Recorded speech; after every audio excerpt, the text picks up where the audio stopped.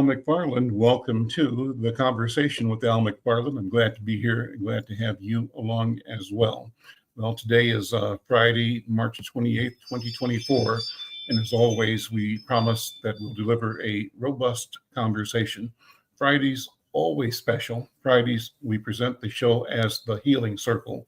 And before I introduce my co hosts and colleagues and companions in this venture, I want to invite people who are checking us out on social media to let somebody else know that we're going live with an important conversation. So if you're hearing this across Twitter or LinkedIn or YouTube or Facebook, hit a repost or share or send messages to your friends in Messenger and let them know that an important conversation about our community, about our mental health is happening right now on the conversation with Al McFarlane. Well, the Healing Circle, we have a special protocol that we begin with, and we bring in our fearless leader, Dr. Bravada Garrett Akansanya, and our colleague, Dr. Oliver Williams, to introduce the protocol. And let's bring into the circle of the beginning one of our guests today. Our guest is, I'm going to call her the Honorable Kaleena Burkes. We haven't met before, I don't believe, but it's so good to meet you now. And she's heading an important initiative for our community in our state. But Dr. B, I'm going to hand the talking stick to you, and let's get this underway. Okay, thank you, Baba Al. Welcome. We do love coming together on Friday, and we want people to just imagine us in a virtual circle where we're there and present and in the moment. So I begin to ask you to join us in the circle and to imagine as you sit there that we are connecting. I ask you to first take a deep breath, let out any stress of the day. Once again, just breathe deeply, filling your diaphragm, letting it go, pulling in peace, losing stress and anxiety. You're in a safe space now. I ask you to look to your right. Notice that you're safe. Look to your left. Notice that you're safe.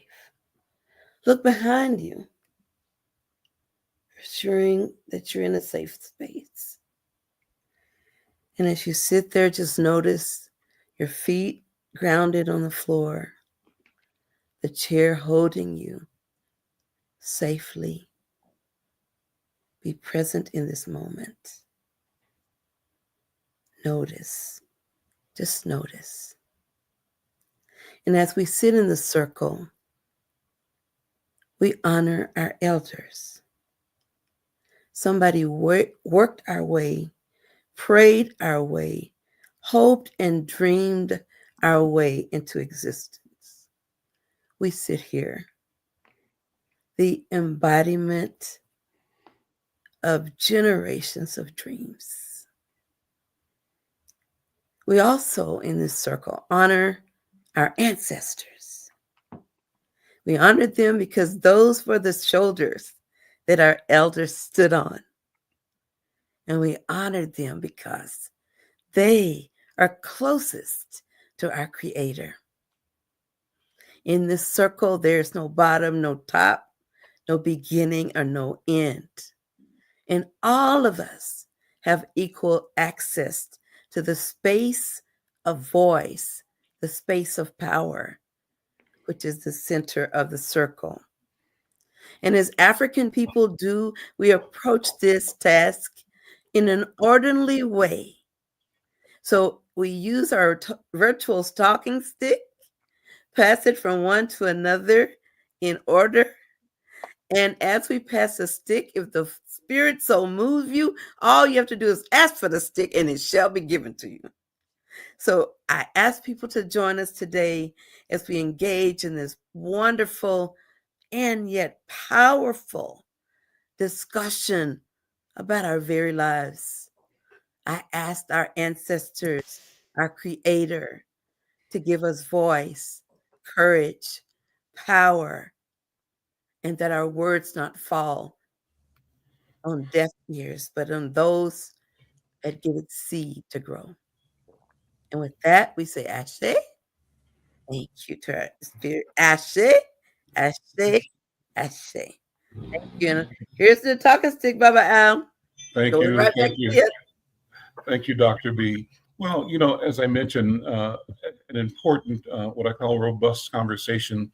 That's what we're scheduling today. And I want to begin by just introducing the first topic today, and that is the launching of the initiative that is dealing with violence against Black women and girls. Kaleena Burkes is here, and she's the new director for the Office of MBWG. That's what the acronym is, but Missing and Murdered Black Women and Girls Office in the state of Minnesota. And we want to look at the data and the lived experiences behind the question of missing and murdered Black women in Minnesota and nationally. And I think this is a great place to have this conversation, given Dr. Oliver, your work in domestic violence and how that fits into explaining this incidence that is unacceptable and that we hope to address as a community. Well, first of all, then, Kaleena Burkes, welcome to the Healing Circle, to the conversation with Al McFarlane. I'm going to hand you the talking stick and invite you to introduce yourself and the organization, and also tell people about the important announcement, the launching of the event next week. Absolutely. Well, first of all, thank each and every one of you for having me here today. Thank you for highlighting such an important topic that we all need to be having a conversation about. My name is Kaleena Burkes. I am the director of the Office for Missing and Murdered Black Women and Girls. And before I talk about the office, we are having our inaugural day at the Capitol in 2 weeks, April 9th. At 11 a.m. in the Capitol Rotunda to raise awareness around the topic of missing and murdered Black women and girls and the epidemic of violence that our women face. We'll have an amazing list of speakers come.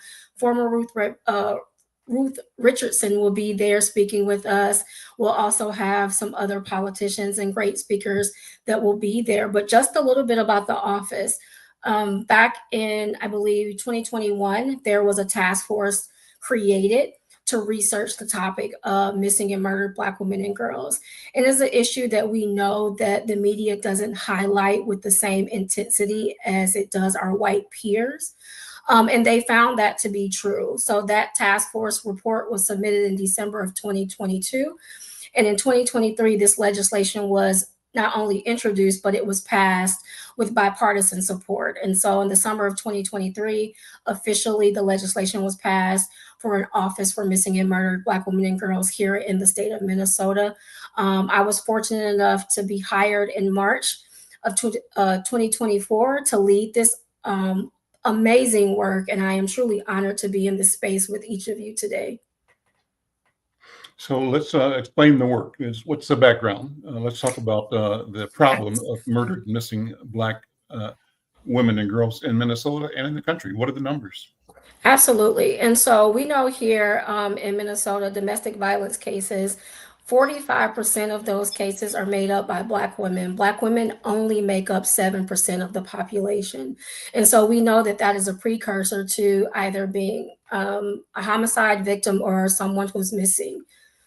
We also know that there are 600,000 women across the country that have been reported missing who are Black women or Black girls. And we also know that those numbers are severely underreported because our community has a bad history or a bad rapport with law enforcement. So there's a lot of fear and trauma when it comes to law enforcement. And so we don't always report our loved ones missing. We don't necessarily seek assistance if a homicide has happened. So we guesstimate that those numbers are severely underreported. And so in Minnesota, who were the players?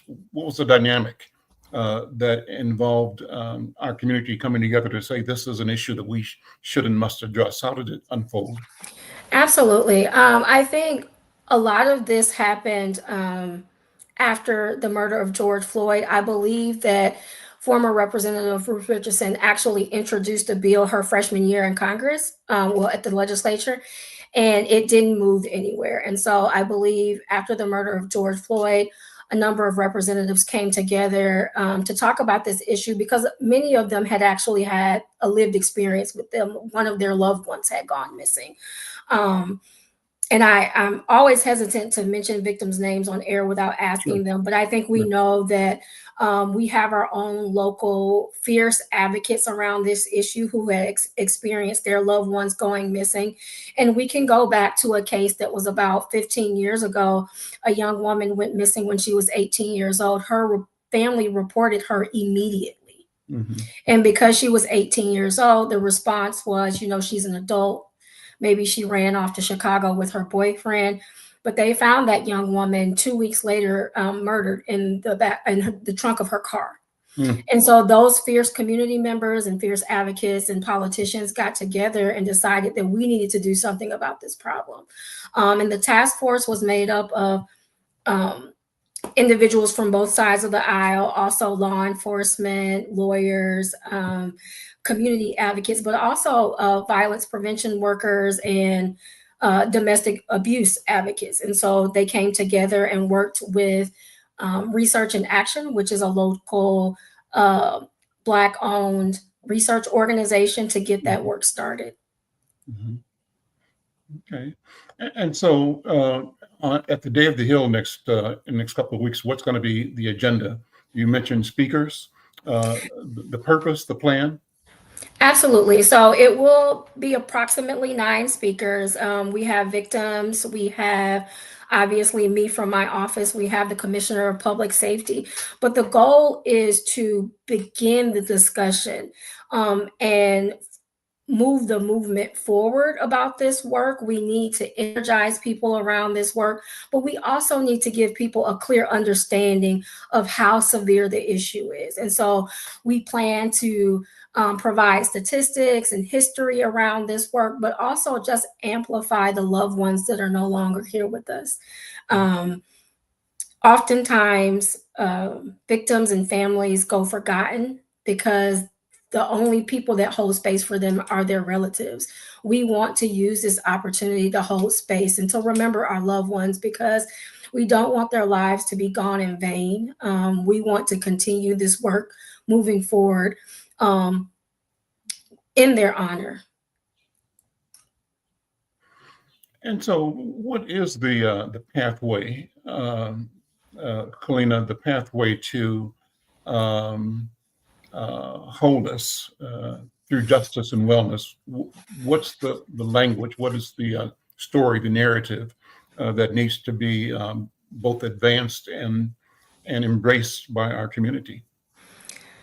Yes, that is an amazing question. I think the pathway forward is multifaceted. I think we need to start with humanizing and valuing Black women, particularly Black girls. They are adultified so quickly, such at young ages, and we don't see the vulnerability in our women and girls. And so, first of all, we need to hold space and value us as humans and as women. But the education needs to go forward on multi-levels. I mean, we need to educate law enforcement that when someone goes missing, that those internal biases probably need to be dealt with, but also these women and girls deserve the same attention and the same speediness as our white counterparts. And so that's a huge piece, but we also need to educate our children. Missing cases don't play out like they did, in the 80s in the movies where someone in a white van is coming to snatch you off the street. They are being groomed through social media and through video games. And just from older individuals in society. And so we need to have conversations about that. Historically in our community, we haven't had those types of conversations around sex and about inappropriate behavior with children. But we need to have those conversations because that is it's a prevention mechanism to teach our kids what to be on the lookout for. We also need to have conversations and dialogue with our state troopers, like what to do when you stop someone. Are they a trafficking victim? We need to have conversations about sex trafficking and labor trafficking, because all of these things are contributing to our loved ones going missing and ultimately being a victim of homicide. Dr. B, jump in. I'm going to pass the talking stick to you to react, respond, and maybe raise more questions. Thank you so much. I was going to ask for the stick anyway, so I'm glad it's coming my way. I think, again, Sister Kaleena, thank you so much for being here with us today. I would like for you to tell us a little more about what are some of the factors that place young women and girls at risk for being victimized in this manner. Absolutely. Many of it is the unhoused population, instability in housing, instability in finances. But also, we need to look at this from a community perspective. I think a lot of people feel isolated and they don't have communities, broken families, just no one to talk to and lean into. But as far as the housing and the economic instability, these are resources that we can provide. And I think we have numerous shelters across the state that women have privy to and have access to. But a lot of those spaces are not tailored and designed specifically to Black women and girls. And so they're missing the cultural piece, because we also need that cultural safety. But we also know that violence just against Black women and girls is sort of a symptom of colonization and racism and systemic oppression. Teach now. And so there's a lot of education that needs to go around that, and we need to continue to talk about that. And I know, like, I hear this with my peers, I hear this with people who are younger than me, with my elders. Some people are tired of having the conversation, but I think you can't undo 500 years of harm and pain overnight. So the conversation needs to continue. But the truth is we've been devalued. We've experienced violence since the beginning, since we've been brought over here. And so we need to continue to have the conversations and hold healing spaces so that we can move the needle forward. Yeah, I agree with that. And I think that what happened to us in slavery, they did a study on mice in trauma. And they, about it, they shocked the mouse every few seconds, and they sprayed into his cage the sweet smell of cherry blossoms. Then they stopped shocking him and just sprayed the cherry blossom, and his body reacted as if he was still getting shocked. Then that male mouse, he mated with a female mouse, who I always say she was a girl from good home. She never had any problem eating. Nobody was shocking her. She had a good life. Then they had babies, pups. That's what we call baby mice. Then they sprayed the cherry blossom in the cages with the baby mice. And the baby's mice, their bodies reacted as if they had been shocked, and they'd never been exposed to it. And our research tells us that goes 2 or 3 generations before it slows down. And for us as Black folks, we can't heal because we still taking the shock, right? The shock hasn't stopped. And so when I hear you talk about these girls and women who are missing, and many of them being victims of trafficking, many of them being killed, and people not looking for them, there's some attribution that the girls who are missing are somehow fast. She's so fast. That's why it happened to her. Or something's wrong with her character, or something's wrong with her. How do you, in your work, help us affirm to Black girls that not only are they valuable, not only are they beautiful, but their lives matter just like everybody else's, and that they have a right to get help? Because I've seen girls in therapy that I work with who push people away because they're pushing you because they think you're going to push them back. And so I see that's a big issue. But what else do you see, my sister, when you're working hand in hand with these families and the young women that are being just abused? I mean, you honestly hit the nail on the head. Is like they don't feel valued, they don't feel loved, and they want to push people away. But personally, when I interact with young people, whether they're community members or whether they're my own family, is that I hold space for them. I'm completely vulnerable. I think what made me the good fit, maybe not the most perfect fit, but what made me the good fit for this role is that I'm very honest about where I've traveled through my life. And, I've been a victim of multiple systems. And, I had parents who were drug dependent at times and had, mental health issues, and they had to navigate such a hard world, and being a byproduct of that, I had to navigate it too. So I hold that space for them, and I let them know that we're not different. If I can love myself, I can love you, and I can hold space for you. And if I can make it to this point, so can you.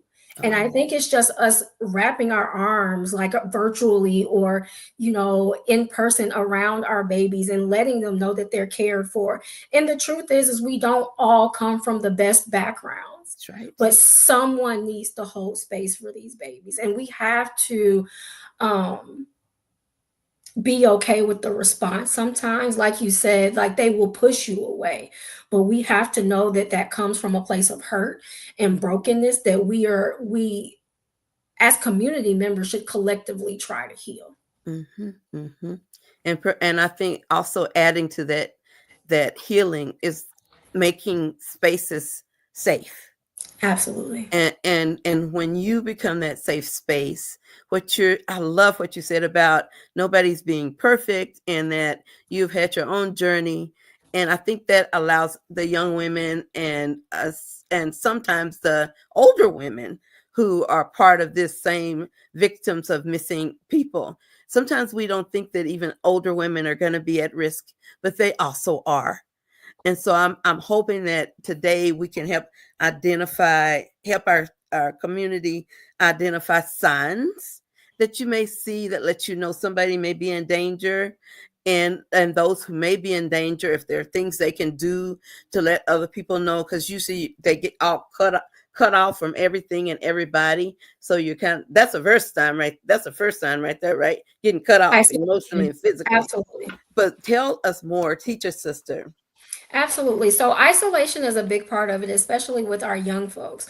And so I think that you have to be intentional about making sure like they are in groups or they're included. Like, someone might be a more shy child or, they don't want to have 10 friends, but you need to know whereabouts. Like, I am a 42-year-old woman and my family still has my location. Like, I need you to know the whereabouts. I need you to understand the conversations that they're having on video games and the conversations that they're having on text messages. I also think it's okay for us to take it back like old school a little bit and talk to their friends and talk to their friends' parents, because isolation is a huge sign. I think you also have to be mindful about when demeanors change, because you might have a very lively child. And what happens when you notice that behavior is changing? Like, are you digging into that? Like, yeah, we change as teens and as young adults, but are you inquiring about why that's happening? But sort of on the flip side of that, there's been research done and, conversations in community groups that have had around human trafficking and about, they've asked perpetrators about who they target. And yes, we target women of color because we know that they're not going to be looked for, and we know that we may get a less severe penalty if we get caught. And so some of this, outside of the signs, is having conversations with your law enforcement and having conversations with your politicians about making your Black women and girls a priority. Yeah. Oh, that's rough. So it's like they get thrown away. Absolutely. and nobody wants to go fetch or look for them. And because the assumption, I'm telling you, that microaggressive assumption is that we're criminal in some way as a people, and that, I just ran away, or I did something wrong, I robbed a bank, and that's why I'm running down the street, not that a perpetrator is after me. So all those different attributions about who we are and how we got to be where we are, I see that that's something we're trying to break down in little silos. And I Yes. think your organizations like yours, you're trying to make a big splash, not a little one, but a big one, so people can turn their head and say, "What happened?" Because that's what we need up in here. I really do Absolutely. believe it. What do you think are some of the barriers to getting help for girls and Whew. women? Well, part of this, when we talk about government work, is that we all work in silos. Mhm. And so I say all the time, it sort of breaks my heart that we need this office. But I'm super excited that we're here. But Yeah. my office is not going to find the solution alone. This is a healthcare issue. This is an education issue. This is a child welfare issue. And so this is a law enforcement issue. We all need to be at the table, because I can do work in my vein, but if we're not doing work collaboratively, we're still going to have gaps in the system. So everyone has to show up at the table and be willing to do the work, be willing to have the hard conversations, because we're not going to move forward if we don't participate in these hard conversations. I agree. I also have a question about one. Well, maybe it's a bias of my own. I have a bias about parents who put them out on the streets because they're mad or they didn't obey. And especially, I know they do it to boys too, but especially teenage girls. I have trouble with them getting put out. In the old days, and I'm not that old, but older days, if your child acted up, you just sent them to go to live with their auntie or their grandma or somebody else. What happened to that? That you gonna get put out, but you ain't gonna get put out on the street. You going down to stay with Miss Johnson from church. That's what used to happen. What stopped that, and do people still do that? That's a really good question, because that's the family type that I was raised in, is that you just went to another family member's house. Um, but if I can be completely honest, in the day of social media, the age of social media and very individualistic behavior, Mhm. I think young people are raising even younger people, and Yeah. no one has toolkits, but Mhm. there was a gap in the history and the teachings that came to the next generation. Like we don't sit at the feet of our elders anymore. We don't gain that wisdom. So when you have young people raising babies, like there's a piece of it that's missing. And we need to get back to that education and just hearing the wisdom. I think sometimes many years ago that wisdom seemed very harsh. There was a lack of grace and empathy. And I think, we went from one extreme to the next. And so there was this harshness.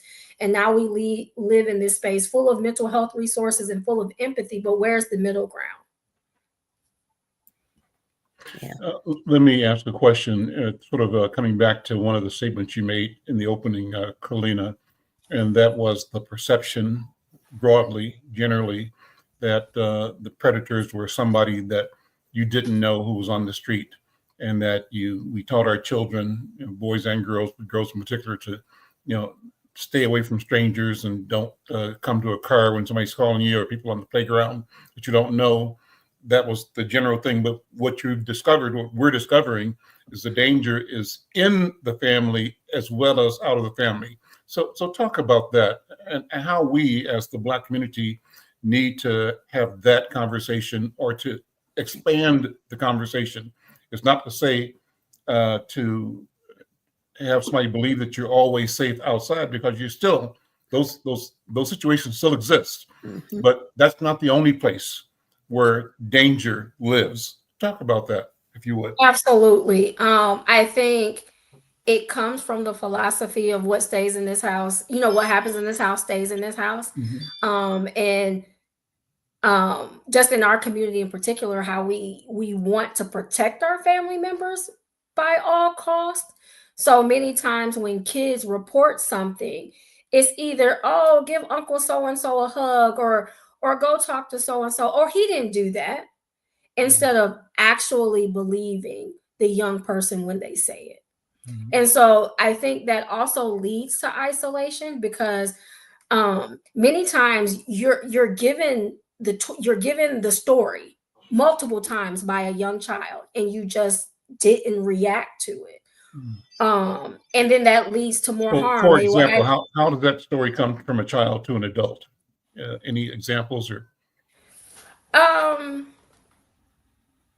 an example. I can give an example. I'm going to try to be really broad, because I don't have this person's permission, but I know actually multiple young people, or when they were young, they told their parents, a relative did X, Y, and Z to me. And there was no conversation following that. They didn't address the perpetrator. They just act like that story did not happen. And so the young person had the courage enough to say something, or at least the fortitude to know that something wasn't right.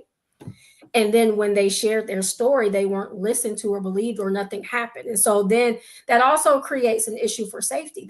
That person no longer feels safe. And that moment follows that person into adulthood. And so we talk about broken relationships and how women push people away, but it starts when they're really young. And I think many times that comes from us wanting to protect whatever family member we have. And not to say that we shouldn't protect our family, but no one gets the liberty to victimize a child without being held accountable. Yeah. So, Dr. B, what do we do as a community? How do we create and begin to bring forward a community standard of what it is to be accountable and responsible? Dr. Oliver, thank you for coming back in. Let me ask you to react first of all, Dr. Oliver. I don't know if you were able to hear much of the conversation, or if you stepped away for a minute. Yeah, my computer shut down, so I had to boot back up. So, Okay. but I have some ideas Yeah. about what we could do to respond as a community to the issue of violence. Yep. And among the things that I tried to pull together is something we call the African American Domestic Peace Project, where what we do is we reach out to different segments of the community, but primarily churches, and have the conversation within the community about the issue of domestic violence, how we see it, how we feel it, how we experience it. And then what steps do we need to take to be able to respond to it? We try to get the insights of people who live in the community about their definition and perception and the reasons why they think the issue happens. Now, I know the issue of violence against women and girls is broader in the sense, I'm talking about domestic violence. We're talking about violence against women and girls, particularly in missing girls and murder. There's a set of other issues, just like rape is another issue that needs to be taken a look at. But we want to get the voices of people in the community, the way they perceive it, the way they understand it, but also the way that they think we should respond to it. And among the things that we try to do is have people have discussions within their communities about the issue, but also how to respond, and not only deal with it in churches, but also within the community. Among the things that we tried to do when I was dealing with the Institute on Domestic Violence in the African American community, we partnered with the Sounds of Blackness. We came up with 5 songs, but that was community education. And we also came up with T-shirts to be able to respond to the issues. But we also came up with reports in 10 different communities around the United States about the perceptions about the problem, but also what they thought were the solutions. Some of the things were very, very similar. Some of the things were very, very different. We talked about it within urban settings, but we also talked about it in rural communities as well. So there are things that we need to be able to think about and to expand it, I think. And Kaleena, I'd be interested in your take on it to think about what you think tends to be missing in the community and what we don't talk about. So, And before you respond, Kalina, let me introduce our other guest for today, and that's a brother, Anthony Taylor, who is working in the area of health and healing and has a new project aimed at longevity and health and wellness in our community. But everybody knows his association with the Cultural Wellness Center, Mother Atum Azahir, and his family has been deeply rooted in elevating solutions and healing in our community. Anthony, welcome to the program. Now, your lighting is poor. I don't know if you can find a way to put a light on the front. I'm sure can. But yeah, good to see you. And just hang tight a second. Kaleena, go ahead and respond to the question, and then we'll bring Anthony into the conversation as well. Absolutely. So what's missing? I think what's missing right now in terms of this epidemic is, as I mentioned earlier, sort of conversations around grooming and education around grooming and human trafficking. But also, what I think is missing, and what I hope that this office can help with, is sort of community collaboration with law enforcement so that we can sort of be a bridge or help to heal that bad rapport that we've historically had, so that people are reporting incidents more, so that they can get help more, so that we can get more traction on these cases. But I would say those are the two primary things. We need to educate our young people on the signs and on what actual grooming is. And we need to bring the law enforcement in so that we can start some of that repair work. Mm-hmm. Dr. B, Dr. Oliver, let me throw something in that, I'm accused of thinking too far out. So let me be myself and do that. Okay. And if it doesn't make sense, my feelings won't be hurt if you tell me that it doesn't make sense. But I'm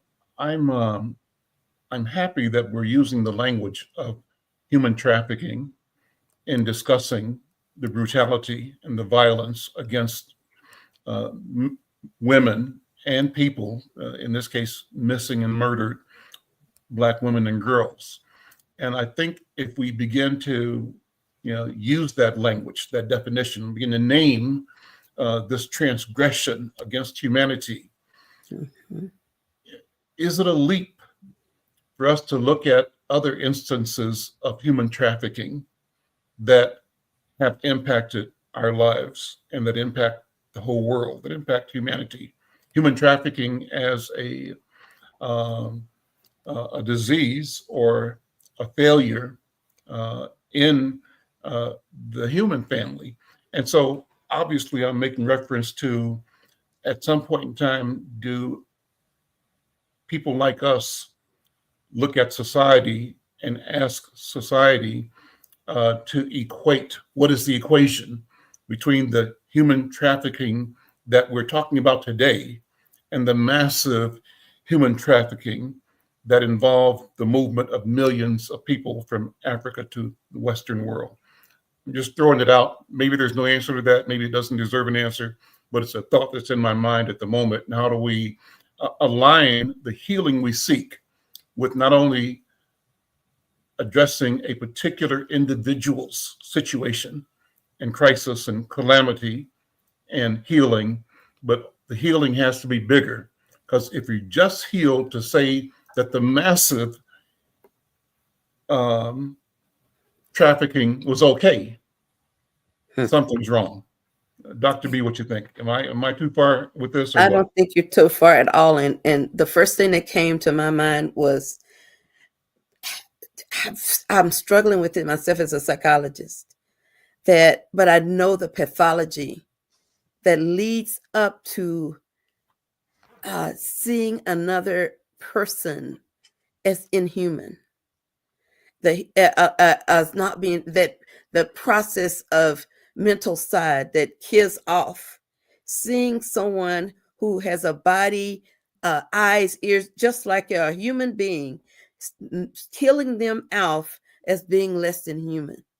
And that process, I still see it today in the politics, in the way that they treat our community. And when I think about people saying Black Lives Matter, that was us trying to affirm that our bodies mattered. Mm. It's not just for white folks that we were saying it. We need to say it to ourselves. Mm. We had to say to ourselves, I matter, my body matters, my Black life matters. And I think when I think about being a victim of trafficking and just inhumanity, they all hang in the same boat of seeing you as nothing and excusing you as nothing. And psychologically, when a person does that, when you kill off somebody else's humanity, you kill off your own. So only an animalistic person can see that that's all right. Now with that, I'm passing the talking stick to my brother Anthony. I know he's gonna come with it. Hey, hello everybody. You know, I think that's a big question, but I think broadly, I honestly think about this in lots of real personal ways. And Dr. Oliver, who is someone who's guided me through my family's journey related to domestic violence and assault and personal journeys of it. And so, you know, I am a student and I'm learning from elders and all of you, but I think there's a broad way that the commodification of people simply is a direct relationship between slavery and human trafficking. That the ability to treat someone as property, buy and sell them, trafficked individuals are commodified.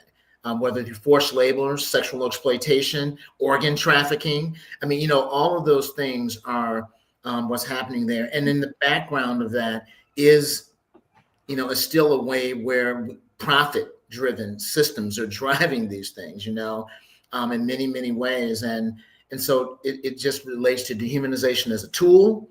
I mean, it's really, and self-inflicted dehumanization. And I think that that's one of the things that, you know, Dr. Bravada is talking about for us, is that really for Black people who have lived through the diaspora, through the different thing, there's a way where sometimes the internalized aspects of dehumanization and devaluation and commodification play itself out.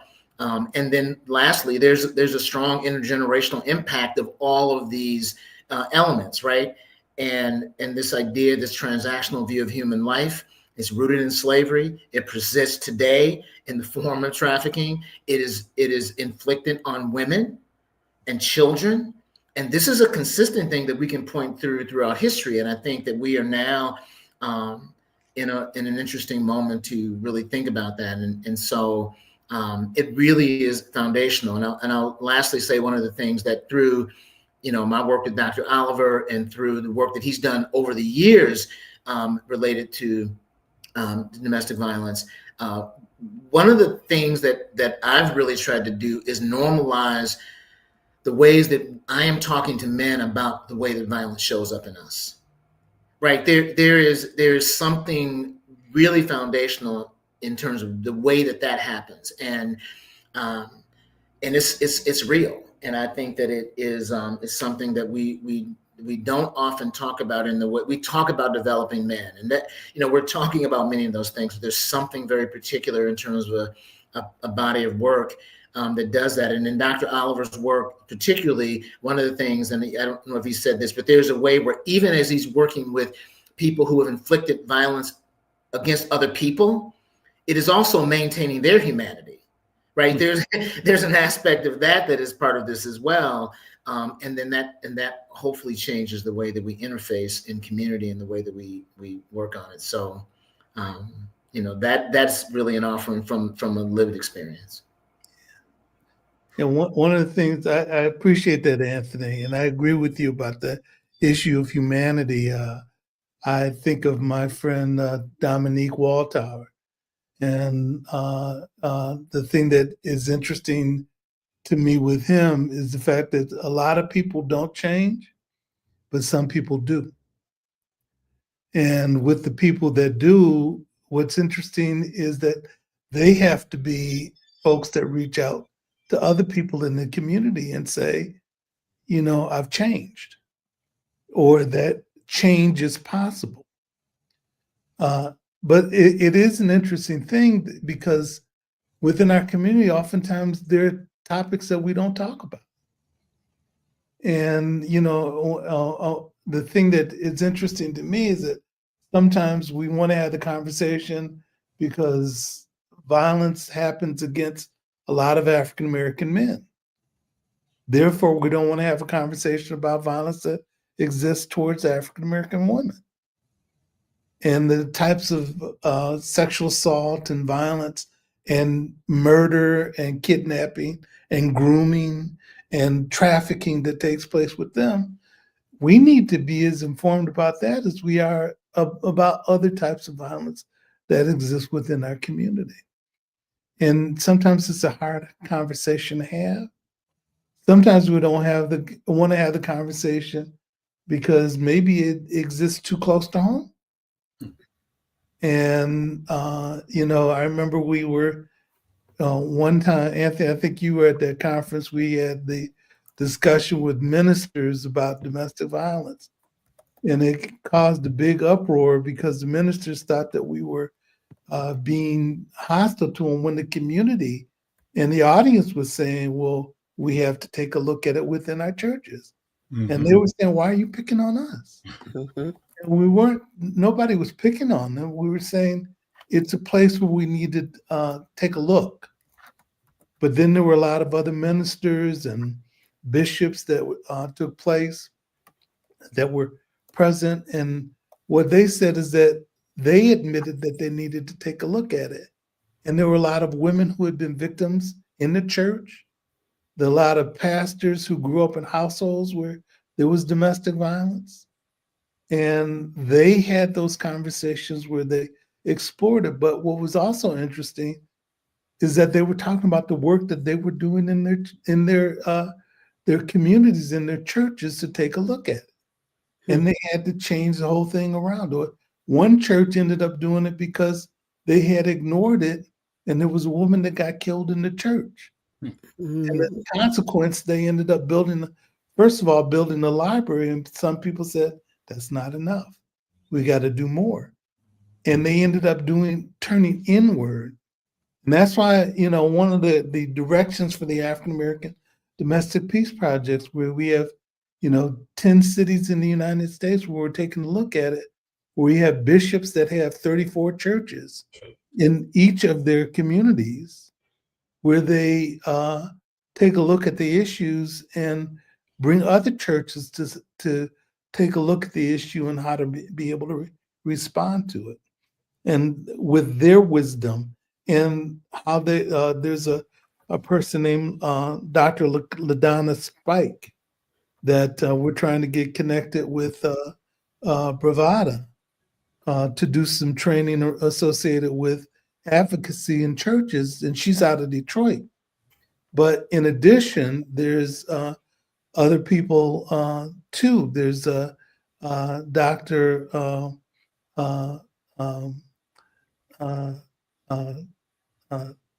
Thibodeau, Yeah. that's in the church. Diane Thibodeau had been doing a lot of work to address issues. As a matter of fact, when we were doing prisoner reentry work, she and her late husband, Rufus. Rufus, Mhm. ended up doing a lot of work to bring people in from prison into the churches so they could do some work with them to address issue. But there were places where people trusted, and not only did they work with them while they were in prison, they worked with them when they were back in the community. So we have to be thoughtful about what it is that we do. And we have to be able to bring up topics that are very difficult to have conversations about if we're going to be able to move forward. So with that, I'll be quiet. Let me borrow the talking stick just for a second. I feel like you're really hitting on something, as you have been all along, that there's a social contract. And that social contract should be that in community, we are safe. I am because we are, and we are because I am. If we hold that social contract, then there's going to be times we have to talk about ugly things, right? And we need to be able to talk about those ugly things that sometimes are in us. When you were talking, the first thing I remembered is in my work, I talk about shame. And I say that acronym is secretly hiding all my emotions. So if you're sitting here holding this shame because you did it or it was done to you, then you can't go to the next level of the game called healing. You have to at least acknowledge that the harm took place. And that's what I think happens in churches, is that sometimes our pastors believe that they can't admit their own vulnerability. They can't admit that they don't know the answers. They can't admit that they've done wrong. And if the pastor can't do it, it creates a curtain that prohibits the members in the congregation from going there with him or her. So I'm hoping that as we have these dialogues, that everybody come on out the house, bring our own shame quilts or whatever we have, and unveil ourselves from that and be real human beings. Once we can admit that we've been robbed or hurt or harmed, it's a lot easier. And for people I see who are actually sexually exploited, they don't want to say anything about it. They own that shame as if you are a 5-year-old child and it's your fault that your neighbor molested you. Or you're a 25-year-old woman, it's your fault that you're a acquaintance rape victim. Or you've been married 30 years and your husband still beats you up after church and nobody knows. All of these things are wrapped up in shame.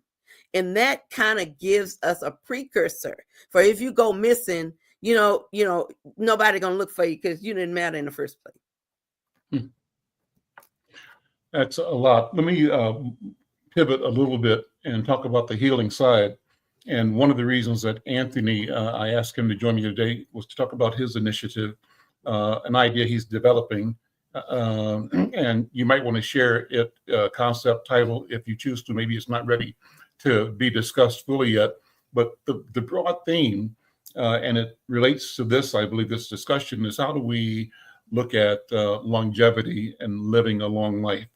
And that supposes that we value the lives that we have been gifted, right? And if we value our lives, I think the presumption and the hope is we value other lives as well. If we enact and live and model the concept that Black lives matter, that all of our lives matter. And as we do that, as we attain that, what kind of walking in life will lead us to healthful, healed longevity? And Anthony, let me say one more thing. Anthony got me into bicycle riding. Dr. Oliver, Batala, and Anthony, Batala, my daughter, and Anthony were friends, and Anthony was active in the Major Taylor Bicycle Club, right? And so he was always telling Batala, you should ride. And Batala said, Dad, you should start riding the bike. I said, yeah, okay. And there's this guy that is in the right riding that he can get you hooked up. I said, yeah, okay. Anthony calls, Mr. McFarlane, you want to ride with us? Yeah, okay, right? Like we all do too much, procrastinate. So one day Anthony shows up in a truck with a bicycle, So from that point on, I've been hooked on bicycling, and I attribute then, Anthony, to you, the innovative work that Insight did, because I moved from that into getting a professional trainer, and from that, turning the training experience into a class, an institution we called Insight to Health, that invited 30, 40, 50, hundreds of people over several years to be together in a journey towards physical, emotional, mental health.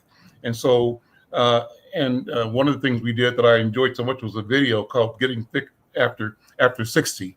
Well, I'm 77 now, and Anthony, I'm ready to do Getting Fit After 77, because I think there's still a lot of life. And I feel I'm on the beginning of my path towards the work that I'm intended to do, why I'm here. Anthony, throw it to you. And thank you, as I always have and as I do publicly, for being persistent. But the work you did with me is the work you've been doing all your life. And let me just say this before Anthony speaks. I bought my electric bike from Anthony last year. So I'm working on it. So it hasn't been missed on me either. Oh my Lord, I better run. Well, we talked about all of us getting electric bikes and riding, and we mentioned your name in particular, Dr. B. So let you know you've been talked about. We talking about each other. Yeah. Well, one, I think, you are an example of what this is about. So I really, one of the things I called you a long time ago about this is there's a movement internationally called Blue Zones that is really looking at places on the planet where there are a greater level of centenarians, people living to 100 years than most places. And I met the gentleman who's from the cities, do bike riding with him.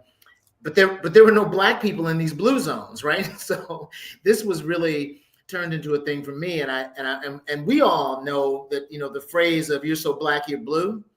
I just which I think I love that, and I wanted to do a turn on that and make it really wonderful and positive, and talk about this idea of being blue-black, being so Black in terms of our lifestyle, the way we eat, how we commune. What's happening was that we are pursuing blue longevity.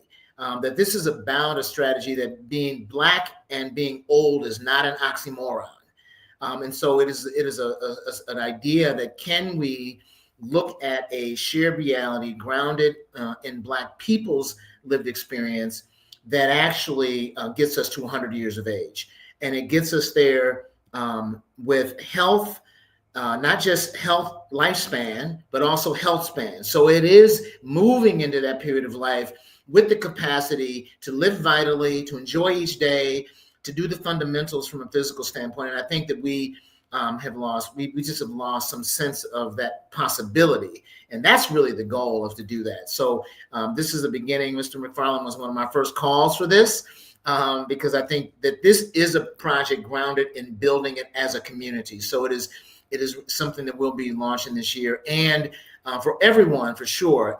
We opened a bike shop last year on the Midtown Greenway, and I will deliver a bike to your house. That is not far-fetched at all. So really do that. But I really am primarily committed to this idea of networks of people committed to living to 100 and looking at the day-to-day support of that. And last thing I'll say is that I've done some study around Black centenarians, and it is very clear to me that there is an internalized perspective on life that is part of the key.